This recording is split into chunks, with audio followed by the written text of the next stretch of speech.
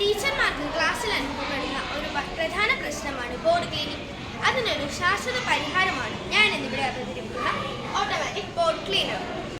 ഇതിനാവശ്യമായ സാമഗ്രികൾ ഒരു വൈറ്റ് ബോർഡ്, ഡസ്റ്റർ, ഒരു സുഷിരമിട്ടിട്ടുള്ള ലോഹത്തകിട്, 2 മോട്ടർ, 2 PVC പൈപ്പുകൾ, കൺട്രോളിംഗ് ചിപ്പ്, വയർ, റിമോട്ട് എന്നിവയാണ്.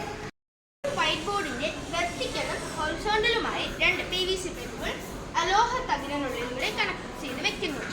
അതിനുശേഷം ഒരു ഡസ്റ്ററിൽ ഒരു PVC പൈപ്പ് ഫിക്സ് ചെയ്തതിനു ശേഷം അത് ആദ്യത്തെ വെർട്ടിക്കൽ ഹൊറിസോണ്ടലായി വെച്ച PVC പൈപ്പിൽ കണക്ട് ചെയ്യുന്നു. അതിനുശേഷം ഇവിടെ താഴെ നമ്മൾ വെച്ച PVC പൈപ്പിലോട്ട് ഒരു പൈപ്പ് കണക്ട് ചെയ്ത് അതും ഡസ്റ്ററിലേക്ക് കണക്ട് ചെയ്തു.